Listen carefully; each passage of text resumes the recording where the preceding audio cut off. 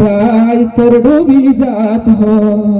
अरे एक दिन कर सुतल जाग मुलवासी, राज तोर डूबी जात हो। अरे एक बोतल दारू लागिन रे, घर दूरा बिकियो जात हो। अरे एक बोतल दारू लागिन रे, घर दूरा बिकियो जात हो। धन्यवाद, जोहार, जय झारखंड। किया खतियान में आया और अब पॉलिटिक्स करने लगा। आज के युवा पीढ़ी कहता है आई हेट पॉलिटिक्स। कहा भैया क्यों I hate politics? Why behind the reason, क्यों आई हेट पॉलिटिक्स? अरे आप पढ़े लिखे युवा अगर पॉलिटिक्स नहीं करेंगे, पॉलिटिक्स तय करता है कि आप क्या खाएंगे, क्या पहनेंगे, क्या किस गाड़ी पे चलेंगे, ये पॉलिटिक्स डिसाइड करता है। आज 7 लाख पर टैक्स लगाना है कि 10 लाख पर टैक्स लगाना है, पॉलिटिक्स डिसाइड करता है। और आप कहते हैं आई हेट पॉलिटिक्स। माई साहब तोने याद करिए, तोने जो माथा में सिंदूर लगेले 10 टका के, ओकर में 2 टका तोने टैक्स भर ले। ये 2 टका टैक्स तय करे वाला पॉलिटिक्स तय करो, तो नेता तय करो, तो विधायक तय करो। और तोने बोला आई हेट पॉलिटिक्स। आई तोने 100 रुपए के पेट्रोल भराया है, 100 टका में 20 टका जीएसटी ले ले केंद्र सरकार, 20 टका जीएसटी ले ले तो राज्य सरकार 40 टका के टैक्स लगे ले। अगर 40 टका माफ कर दिया जाए तो थोड़ा 60 टका में पेट्रोल आ जी। तो ये कौन तय किया?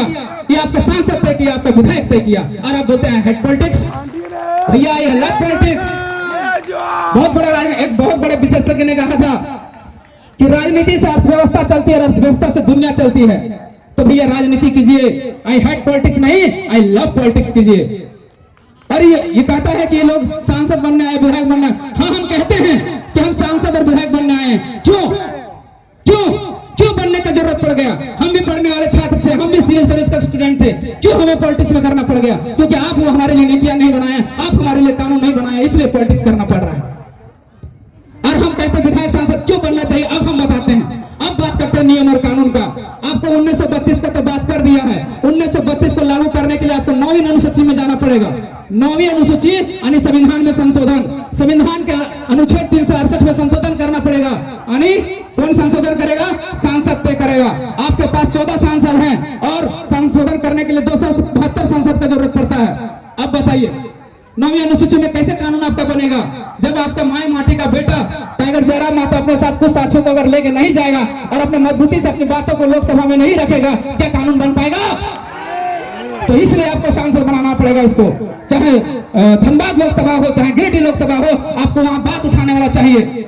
ये लोग एक सवाल और भी आता होगा आप लोग के मन में कि ये लोग क्षेत्रीय भाषा की बात करता है, क्षेत्रीय अधिकार की बात करता है, तो ये लोग संसद में जाके क्या करेगा? 1932 को लागू करवाने के लिए 9वीं अनुसूची में ऐसा नहीं है कि पहले हमारा कानून जो है 9वीं अनुसूची में नहीं गया है। जब 66वां संविधान संशोधन 1990 में हुआ था, तब हमारे CNT एक्ट को 9वीं अनुसूची में डाला गया है। तब भी हमारे पास उतना सांसद नहीं थे, लेकिन कानून बना था कि नहीं बना था? गौंडवी जी की लाइन है, आदम गौंडवी जी ने आज से कुछ दशक पहले इस लाइन को लिखा था, और आज कहीं ना कहीं पहले भी और अभी भी चरितार्थ है वो कि जिस्म क्या है रूह तक सब कुछ खुलासा देखिए। जिस्म क्या है रूह तक सब कुछ खुलासा देखिए। आप भीड़ में घुसकर तमाशा देखिए। आप भी इस भीड़ में घुसकर तमाशा देखिए। जो बदल सकती थी इस राज्य के मौसम का मिजाज, जो बदल सकती थी इस राज्य के मौसम का मिजाज, उस युवा पीढ़ी के चेहरे का हताशा देखिए, हताशा देखिए। आज झारखंड को अलग हुए 24 साल हो गया है, लेकिन आज हमारा युवा पीढ़ी जो है दर दर की ठोकरें खा रहा है, पलायन को मजबूर है, बंधुआ मजदूरी करने को मजबूर है। कारण क्या है? क्या झारखंड में रोजगार नहीं है? लेकिन यहाँ एक अच्छा नीति नहीं होने के कारण, अच्छा पॉलिसी नहीं होने का कारण, अच्छा कानून नहीं होने के कारण हमारी जो युवा पीढ़ी है वो कभी मुंबई तो कभी दिल्ली तो कभी गुजरात तो कभी कहां पे जा रहा है। क्या करने के लिए? असम भूटान तक चला गया। क्या करने के लिए? मजदूरी करने के लिए, टेम्पो चलाने के लिए। तो जब इन नीतियों के बारे में जब हम लोगों ने जानने का प्रयास किया कि आखिर झारखंड का इतना मिनरल्स देने वाला, इतना खनिज देने वाला राज्य आखिर इस तरह का शोषण और जुल्म क्यों सह रहा है, तो हम लोगों ने जब जड़ में जाने का कोशिश किया तो हमने एक ही चीज बात को पता चला कि झारखंड अलग हुए 24 साल हुआ, लेकिन झारखंड को आज तक एक आइडेंटिटी नहीं मिल पाया, एक पहचान नहीं मिल पाया। झारखंड तो मिला, भौगोलिक रूप से झारखंड हमें मिल गया, लेकिन हमारी पहचान होनी चाहिए थी कि नहीं? पहचान होनी चाहिए थी कि नहीं?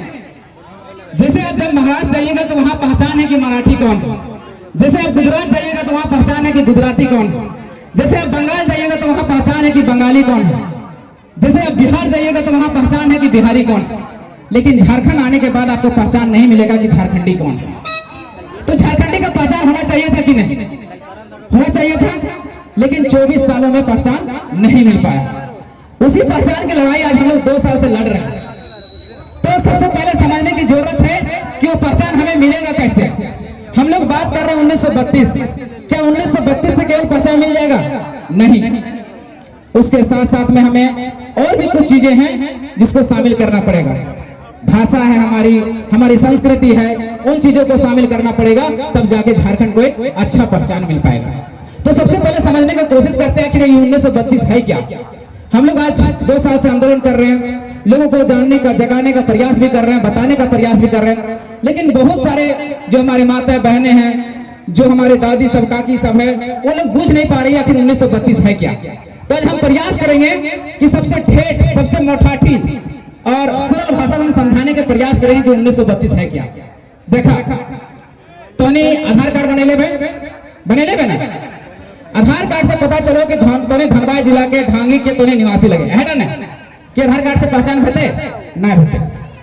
वोटर कार्ड तो नहीं बने वोटर कार्ड से तो पता चलो कि तोनी मतदाता लगे, मतदान कर सको, अतने ना कि आधार कार्ड और वोटर कार्ड से कभी पहचान भई सके आदमी के कहां के निवासी लगे, कभी ना हो सको। अगर आधार कार्ड और वोटर कार्ड से अगर पहचान मरे लगले तो जो महाराष्ट्र के लोग आए के झारखंड में रह रहे, जो गुजरात से आए के लोग यहाँ झारखंड में रह रहे, जो बिहार से लोग आए के यहाँ झारखंड में रह रहे, जो बंगाल से लोग यहाँ झारखंड में आके रह रहे, जो बांग्लादेश से जो लोग आके झारखंड में रह रहे, ओकरो पास आधार कार्ड वोटर कार्ड है कि झारखंडी होते की तनिक आवाज ना रहे, वो झारखंडी होते की कभी ना हो सको।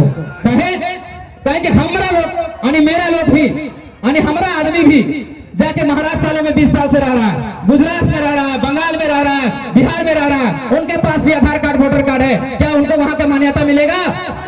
कभी नहीं मिलेगा, क्योंकि उसके लिए आपको जमीन का कागजात होना चाहिए, जमीन का रसीद होना चाहिए, जमीन का पट्टा होना चाहिए, लेकिन ये चीजें उनके पास नहीं होता है। इसलिए वहां गुजरात का निवासी वो नहीं हो सकता, इसलिए बिहार का निवासी नहीं हो सकता, महाराष्ट्र का निवासी नहीं हो सकता। तो हम झारखंडी दूसरे को कैसे दे देते हैं प्रमाण? आए यहाँ पर 20 सालों से 30 सालों से जो लोग आए हैं वो दावा कर रहे हैं कि हम 40 सालों से झारखंड में रह रहे हैं, हम भी झारखंडी है। झारखंडी होगा क्या? नहीं होगा।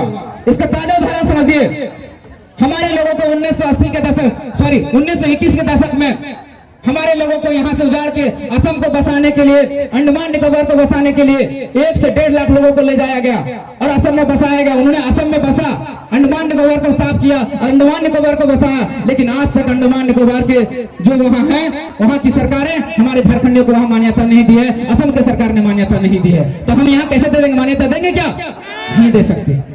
और समझिए 1932 में काकी सब तो समझिए, जेठी सब तो समझिए, 1932 से अगर से लाभ की है तो मान लीजिए तोर बचवा तनी है ना घरना टमाटर बुझे, बिलाती बुझे, तो तोने टमाटर लगो है, आलू लगो है, बिलाती लगो है, अगर पहले तोने घरना घोरा है ना। किस लिए घरना घोरो है? कि अगर तोने टमाटर लगेले, बिलाती लगेले, चाहे आलू लगेले, उठा तो नहीं चेर ना जाओ है खातिर ने।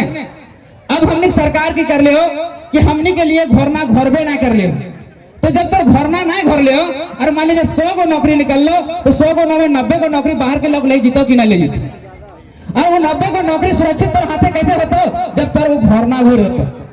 आज तो 500 टका के 1000 टका के बिलाती लगवो है, आलू लगवो, ओकर लिए तो नहीं घरना घोरो। अब इतना बड़ा तो के जीवन हो जगह में तोर बाल बच्चा के तो रोजगार मिल सको हो, लेकिन ओकर लिए घरना घोरे के काम ना कर ले, तो इधर घरना घोरे पड़ते कि ना पड़ते? अच्छा तने टाटी मतलब बुझे? टाटी ना बुझे? जब गोहाल घर लगो, गोहाल घर में आप कमार लगो लगल, दरवाजा लगो लगल, पहले टाटी हो बांस के बनल रहो टाटी।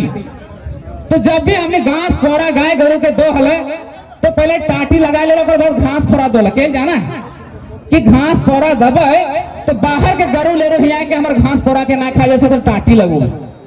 अब झारखंड में टाटी लागले ना हो, घर ना घोरे बे ना कर ले, तो जब बाहर के लोग है तो तो नौकरी चाकरी लेतो कि ना, तो रोजी रोजगार खेतो कि ना खेतो ना, से खातिर तो घर ना घोरे जाता। और घर ना तो कैसे घोरे? तो वो घोरे तो 1932 के बाद। हम ये नहीं कहते कि केवल 1932 ही लागू किया जाए, हम कहते हैं कि मेरा पहला सर्वे सेटलमेंट 1908 है, 1908 को शामिल किया जाए, 1932 को केवल डेडलाइन माना जाए, इसलिए कि झारखंड के 85% इलाकों में 1932 का सर्वे हुआ है। तो 1932 को शामिल किया जाए, 1932 को शामिल करने के बाद 1954 का और 1964 को भी शामिल किया जाए, और 1964 के पहले जितना सर्वे सेटलमेंट है उसके आधार पर मान्यता दे कि झारखंडी कौन है।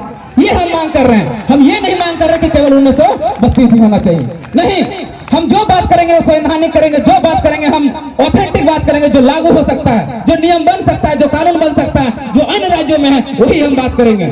उसके बाद जब 1932 हमारा लागू होगा, हमारे झारखंडियों को पहचान मिलेगा। उसके बाद हमारे जो बच्चे हैं, हम बच्चों के लिए अपनी नौकरियां कैसे सुरक्षित करेंगे, उसके लिए हमारी भाषा है। जैसे झारखंड में 5 जनजातीय और 4 क्षेत्रीय भाषा है, संथाली है, मुंडारी है, कुड़ुक है, हो है, खड़िया है, और 4 क्षेत्रीय भाषा खोटा है, कुड़माली है, नागपुरी है, पंचपरगनिया। इन भाषाओं के ब्रैकेटिंग लगाया जाए, घोर ना घोरा जाए। ब्रैकेटिंग मतलब क्या, देखिए वो अतिथि के लिए एक ब्रैकेटिंग बना हुआ है कि वो अतिथि रूम है, वहां पर बाहर के लोग नहीं आ सकते, क्यों, ये बैरिकेडिंग है। बस उसी तरह से राज्य में बैरिकेडिंग लगाया जाए भाषा का कि बाहर के लोग यहाँ पर घुस ना पाए, तभी हमारी नौकरियां सुरक्षित हो सकती है हमारे हाथों में। इसलिए हम बात करते हैं, हम केवल ये नहीं कहते कि केवल 1932, सबसे पहले झारखंड सरकार हमें 1932 और खतियान आधारित पर पहले हमें परिभाषित करे, आइडेंटिफाई करे कि झारखंडी कौन है। उसके बाद हमारे भाषा का बैरियर लगाया जाए। जब ये चीजें हो जाएगा उसके बाद नियोजन बनाया जाए। नियोजन में ये चीजें होना चाहिए कि अगर सी और डी की नौकरियां हैं उसमें 90% हमारे बच्चों को होना चाहिए, और ऑफिसर का पोस्ट है या प्राइवेट नौकरियां हैं उसमें हमारे बच्चों का 75% होना चाहिए, तभी हमारा हक अधिकार मिल पाएगा। आज झारखंड में क्या हो रहा है, ये चीजें नहीं होने के कारण क्या हो रहा है, आज आप पीजीटी का वैकेंसी देख लीजिए, लैब असिस्टेंट का वैकेंसी देख लीजिए, इंजीनियरिंग की वैकेंसी देख लीजिए, सभी में 75% से 80% बाहर के लोग घुस जा रहे हैं। तो हम कहां जाएंगे? आज हमारी बेरोजगारी दर 12% से बढ़कर 18% हो चुका है, यानी हमारे 3.5 करोड़ की आबादी, जिसमें से अगर 18% निकालते हैं तो 60 लाख बेरोजगार, 60 लाख बेरोजगार, समझिए। अरे चलिए उसका भी हम छोड़ देते हैं। हेमंत सोरेन ने 5,000 और 7,000 बेरोजगारी भत्ता देने के लिए जो रजिस्ट्रेशन करवाया था, उसमें हमारे 10 लाख युवा पीढ़ी ने रजिस्ट्रेशन करवाया, यानी हमारा पीजी पीएचडी किया हुआ 10 लाख छात्र बेरोजगार है। तो उनके हाथों में नौकरियां कैसे सुरक्षित होगी? वो एकमात्र विकल्प वही है कि सबसे पहले हमें पहचान दिया जाए, पहचान देने के बाद हमारे लिए नियोजन बनाया जाए, तब जाके चीजें कारागार हो सकती है। इसलिए और तुम्हारे लिए, आपके लिए साथियों, आप कहते हैं कि प्राइवेट नौकरियों में 75% मिलना चाहिए। अरे चलिए मान लिया कि 75% आपके लिए नियम बना दिया, कानून बना दिया, लेकिन अगर जब तक आप लोग पढ़ेंगे नहीं तो कैसे नियम और कानून में काम होगा? टाटा के एमडी से जब पूछा गया, 75% का जब रूल आया, तो टाटा के एमडी से एक बात पूछा गया कि जो 75% की जो कानून है क्या झारखंड में लागू हो सकती है? टाटा के एमडी ने कहा हाँ लागू हो सकती है, लेकिन एक शर्त पर लागू हो सकती है कि हमें टाटा में मेटालर्जिकल लेबोरेटरी का एक पोस्ट है मान लिया जाए, और यहाँ मेटालर्जिकल से नहीं लाएंगे तो झारखंड से कहां से देंगे?